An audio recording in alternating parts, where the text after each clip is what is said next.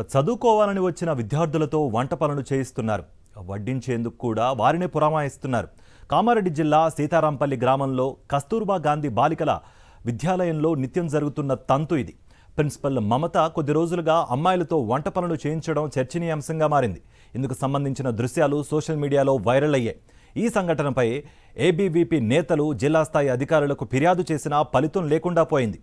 అధికారులు ప్రిన్సిపల్కు వత్తాసు పలుకుతున్నారని విద్యార్థి నేతలు ఆరోపించారు.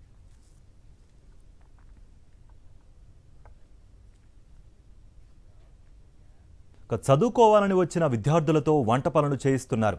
వడ్డించేందుకు కూడా వారినే పురమాయిస్తున్నారు.